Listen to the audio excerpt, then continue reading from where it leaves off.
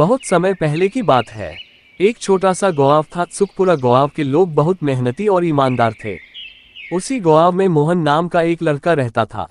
मोहन गरीब था, लेकिन उसका मन बहुत बड़ा था। वह अपने माता पिता की मदद करता, खेतों में काम करता और जो मिलता उसी में खुश रहता।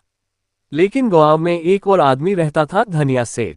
वह बहुत अमीर था, लेकिन उतना ही लालची भी। उसके पास कई दुकानें, खेत और नौकर थे, फिर भी उसका मन कभी नहीं भरता था। एक दिन गांव में एक साधु आया। उसके पास एक जादुई थैली थी। साधु ने घोषणा की, यह थैली जिसको भी मिलेगी उसे रोज जरूरत के अनुसार धन देगी, लेकिन याद रखना, इसका गलत इस्तेमाल करने वाला हमेशा सब कुछ खो देगा। साधु ने थैली मोहन को दे दी, क्योंकि मोहन का दिल साफ था। मोहन ने थैली से रोज सिर्फ उतना ही सोना मांगा जितना घर चलाने के लिए जरूरी था। धीरे धीरे उसके घर में खुशहाली आ गई। लेकिन मोहन का स्वभाव नहीं बदला। वह आज भी दूसरों की मदद करता रहा। धनिया सेठ को जब उस थैली के बारे में पता चला तो उसके मन में लालच जाग उठा। एक रात वह चुपके से मोहन के घर गया और थैली चुरा ली। अगले दिन सेठ ने थैली से सोना मांगना शुरू किया।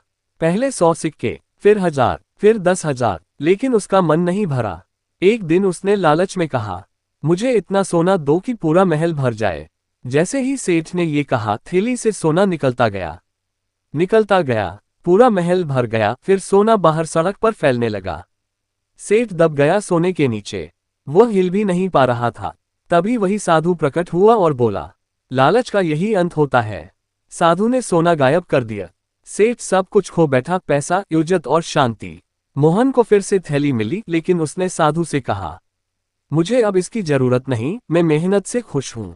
साधु मुस्कुराया और बोला, तुम सच में अमीर हो बेटा। नैतिक शिक्षा, लालच इंसान को अंधा बना देता है। संतोष ही सबसे बड़ा धन है।